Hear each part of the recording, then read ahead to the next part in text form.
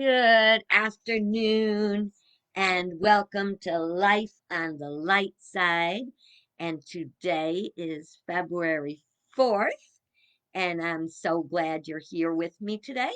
And I am going to be mostly wanting to relax today and just kind of have a little visit.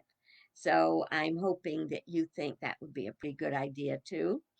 And I have my faithful water, but I have to put a cover on it. I think I've told you before that Tish has got a thing about my water. She's got her own water, doesn't want her water, wants my water. So I have to keep a cover on mine so that she can't get it. All righty. Well, let's start out with the National Day calendar today because there were some things I wanted to just kind of chat about a little bit. And the first one is Optimist Day. Ooh, that's a good word, isn't it? Well, actually, it is celebrating people who volunteer to do good things to create a better future. And they focus very often on working with youth. And as for me, I consider that I am an optimist no matter who I'm talking to because I try very hard to stay positive. Matter of fact, I can prove it. I have got a button that says, if you can read it, Eternal Optimist. Now, we don't realize a lot of times what people think of us that uh they just don't say anything. And one day we were playing mahjong, which we did on Thursdays. Oh, and today's Thursday. And so we used to play mahjong every Thursday. And after this, we beat this bug. I can't wait to get back to the mahjong table because it is a lot of fun. And anyway, one of the other girls that we play with gave this me. Oh, she says, I've got something for you. And she handed it to me. And I thought, isn't that nice that she sees me as an optimist? We might not realize how other people see us. And, you wonder sometimes, would I have the courage to ask? Would they say I'm reserved? Not me. Would they say maybe that you are quiet or you don't say much, but when you say it, it's a whole lot, means a lot? Or would they say you're funny or you're smart? Um, I would hope they wouldn't say you're a downer, Debbie Downer, or a Karen. Sorry, Karens. It just kind of happened. That's what it gets called these days. But so to me that was real important about optimism. Now, then of course, when we want to talk about optimism in our lives, it is not always easy, especially today. And that voice that's talking to you all the time in your head.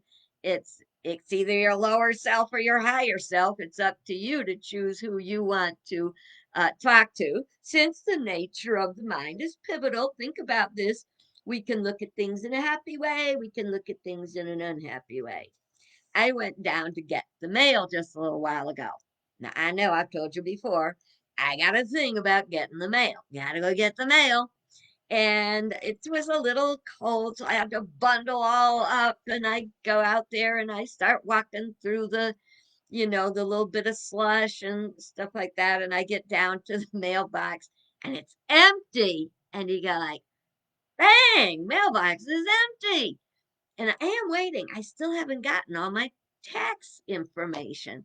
So I came home and I was kind of trudging and not a happy camper, as you might say. And I was thinking about, it starts with one thought. It's like a chain reaction. One negative thought leads to another. I can't get my taxes done now. I get my taxes done. Blah, blah, blah.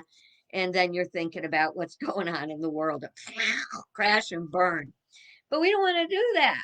So at this, and I didn't have to do this because I am training my consciousness to do the right thing. So I'm slushing up the hill and kind of annoyed. And then spirit, my higher self, whatever, says, "You silly person, look at all the stuff you got to be thankful for." And no matter what things that we are sad about, or angry about, or unhappy about, there is always more good. So I would like to suggest that we all work on being optimists.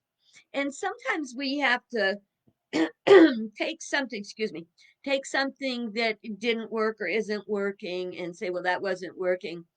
What good is in that? Because there's usually good in something. We'll talk more about that later, very shortly. Okay. It is also uh it's important, of course, to keep a positive mind. So positive things, thoughts we hold in mind, manifest after their kind. Okay. Homemade soup day. So today I am going to be making some French onion soup. Vegetarian, of course, but I'm going to be making French onion soup. Now, I think we've gone. I told you the French onion soup story before, but in case anyone hasn't heard it, it's worth repeating. My precious Sammy made the most delicious French onion soup. So good. And the little stinker wouldn't share her recipe with me. And now she's passed away. And but I am determined, no matter how long it takes, I'm going to master French onion soup. And I do know the one thing she did is she put coffee in it. And I was talking to my daughter about that today, and she told me that she put a little red wine in it. Oh, here comes Tishy. Sorry, tickle in the throat.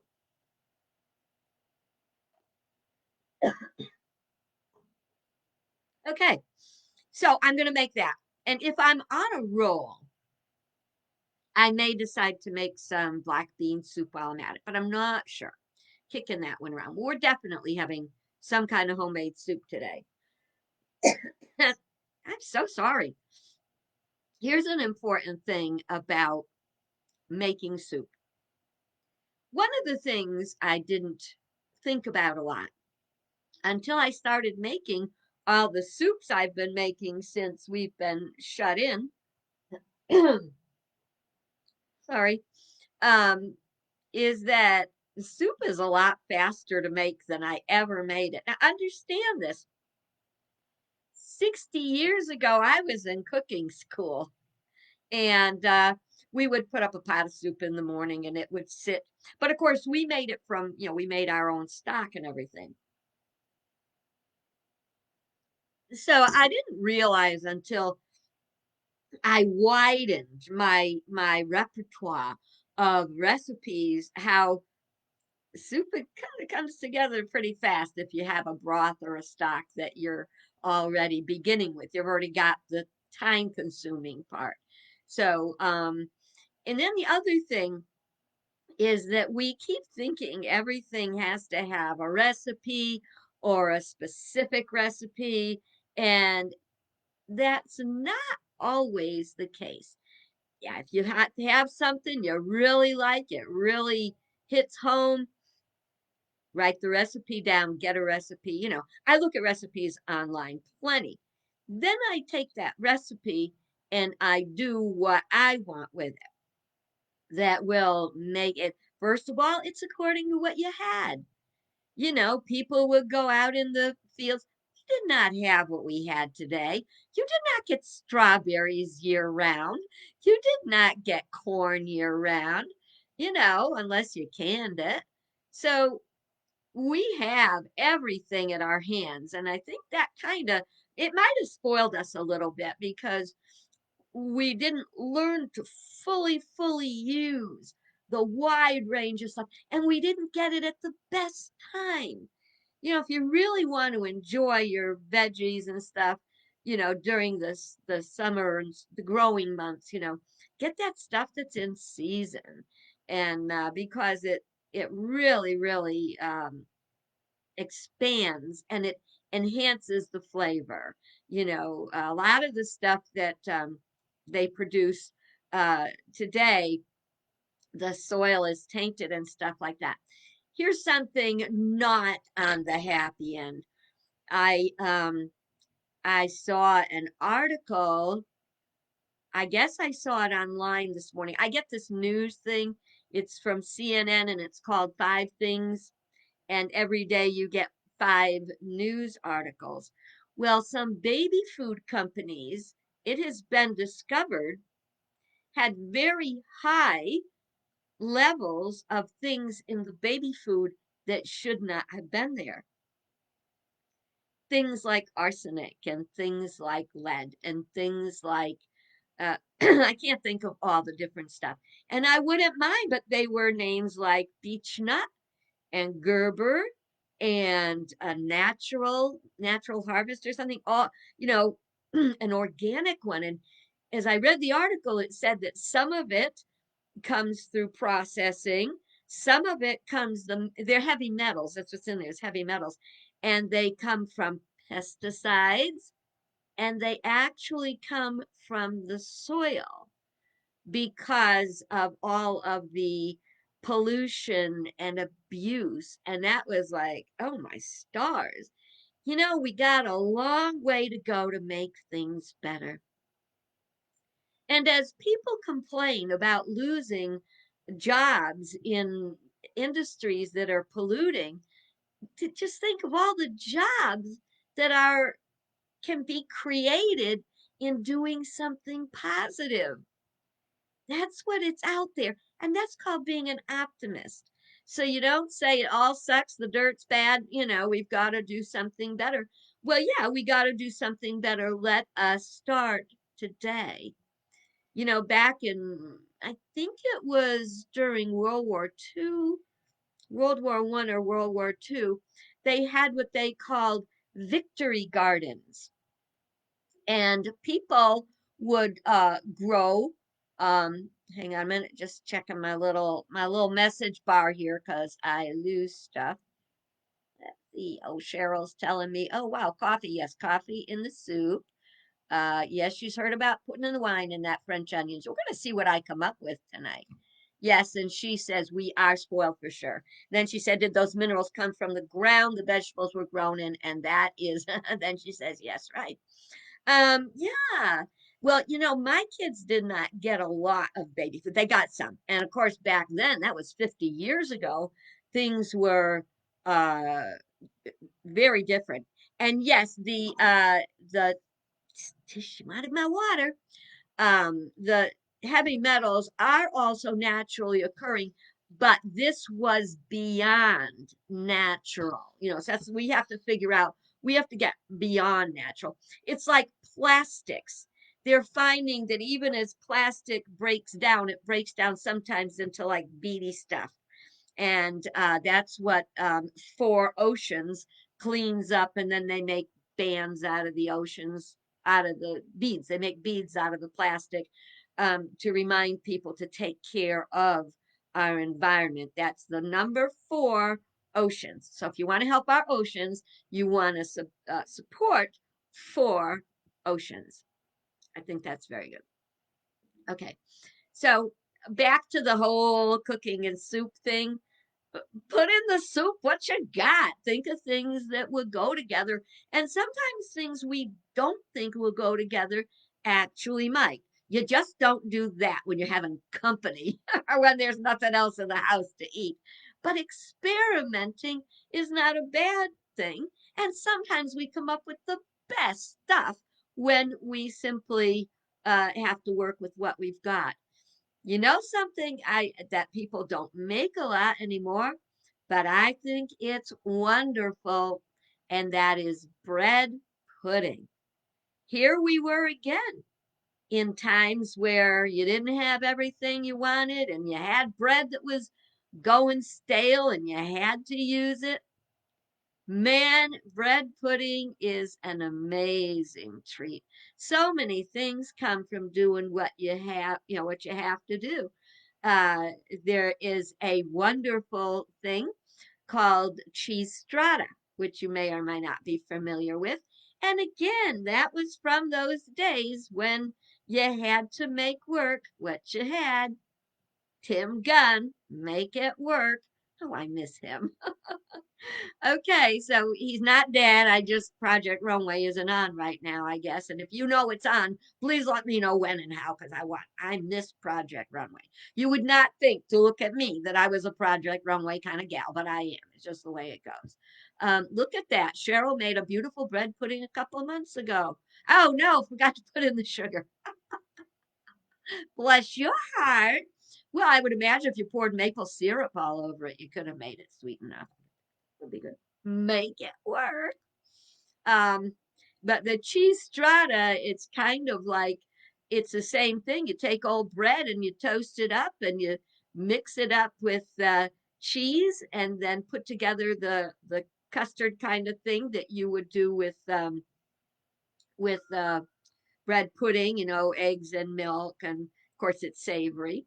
And then you would pour that on. Now, if you want to have an official strata, then you layer the bread and layer the cheese and layer the bread and layer the cheese and let it sit in the refrigerator overnight and then you bake it. That's like French toast casserole.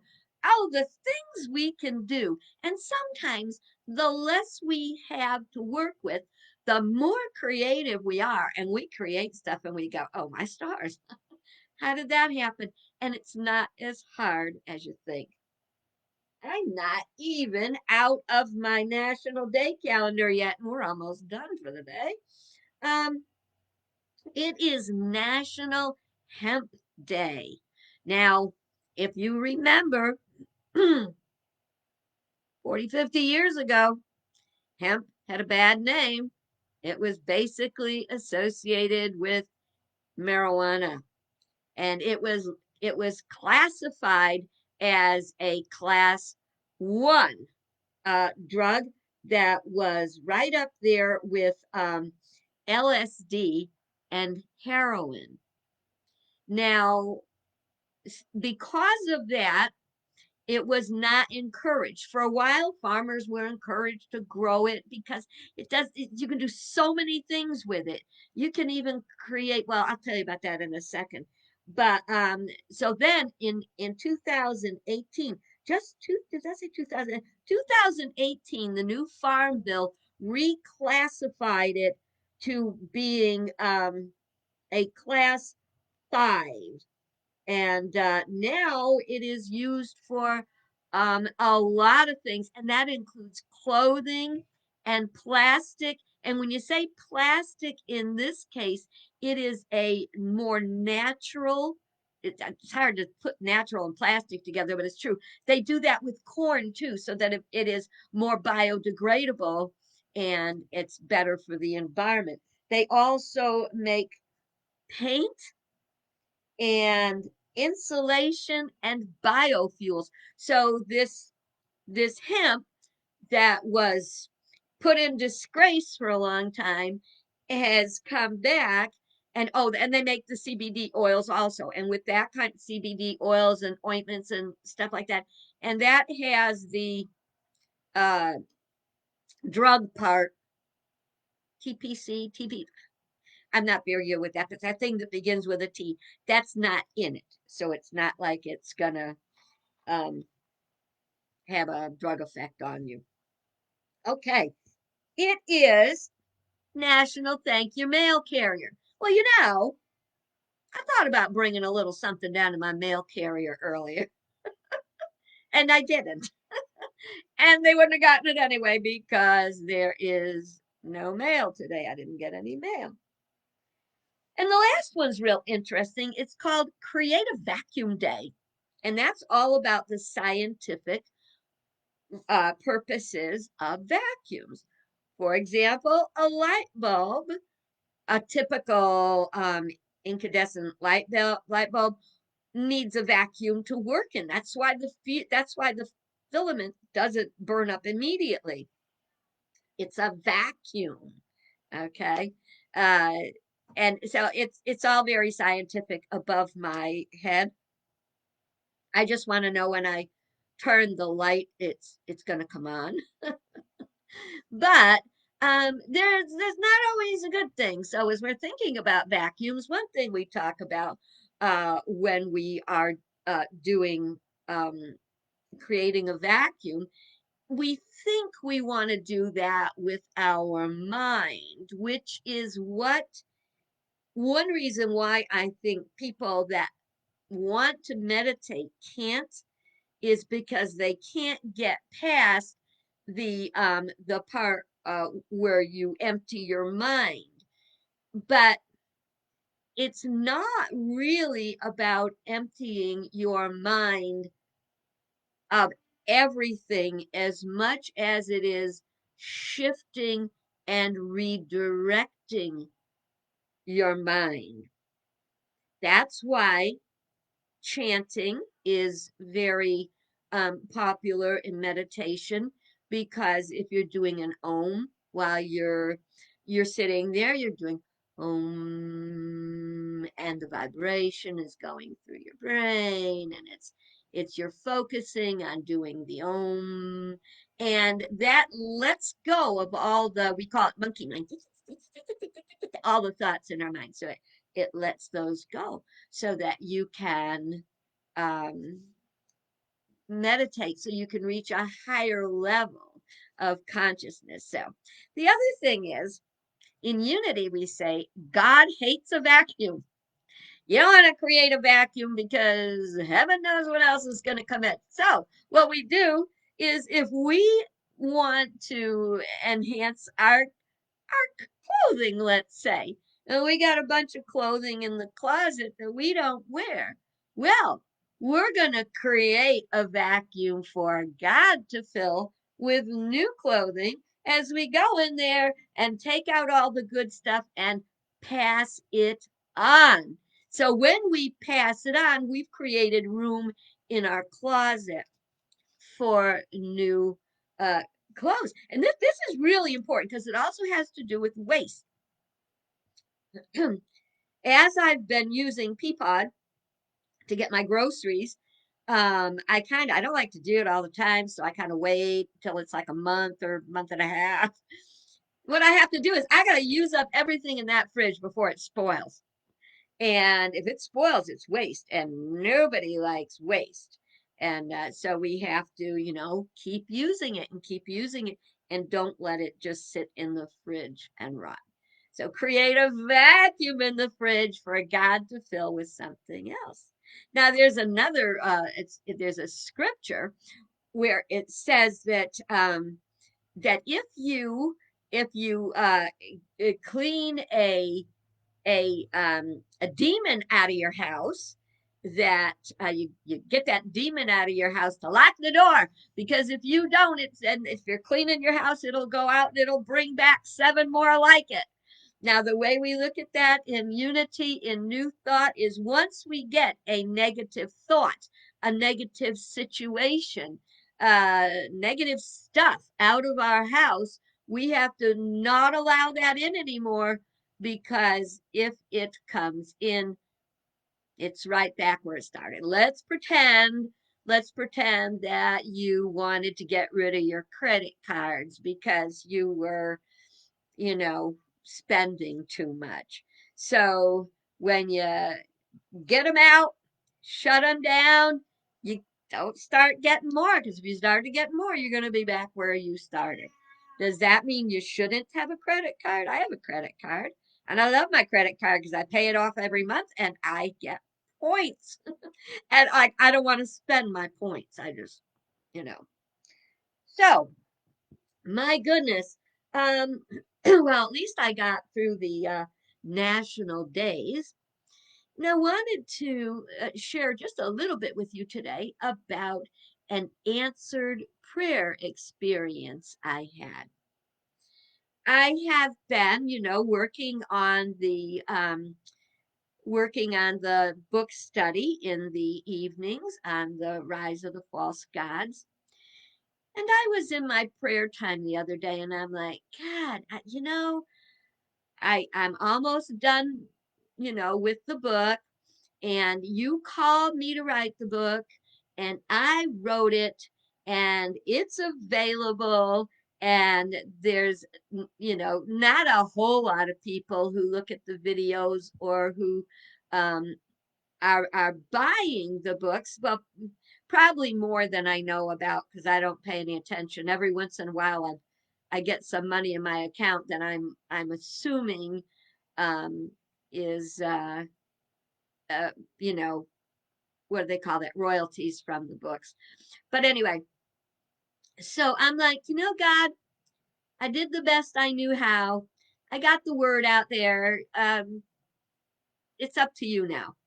So I was looking at the Unity Minister Resource Sharing page, which is a page that I put together for ministers to share the things that they create, products, programs, services, and stuff like that, that are all Unity centered. And I looked at that page the other day, and someone had posted on a New Thought Unity type project where they were looking for books and classes and seminars. And I just got off the phone. It was this afternoon. I had a call with the guy, and I am putting together a program. I don't know what it's going to look like. I think it's going to be the very, very most surface level. Oh, yes. I do love you. It's going to be a surface level introduction, maybe introduction to Rise of the False Gods. It's basically just to extract the things that we've gone deeper in the book. We've gone deeper. So I think I'll extract the main points like the law of cause and effect and mind action, the law of circulation, all those laws. I'm gonna try to Reader's Digest it maybe and put it in a class, and then the people can take the classes online. So, ask. If you don't ask, you can't receive. And when I asked in my prayer time, I didn't even know what to ask for. I didn't. I don't know. I got the book. What do you want? And this came up. Will it be a wild success? I don't know. This is what I know. I will do everything that I am called to do to the best of my ability. The trick now is to not lose that initial enthusiasm, that zeal.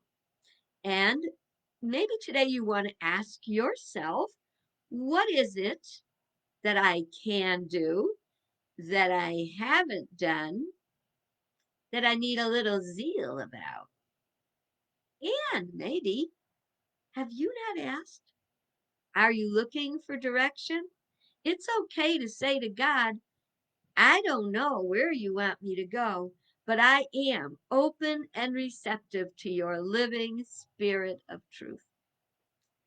All righty then. I had other little things we were going to do today, but there's always tomorrow, and tomorrow is Friday.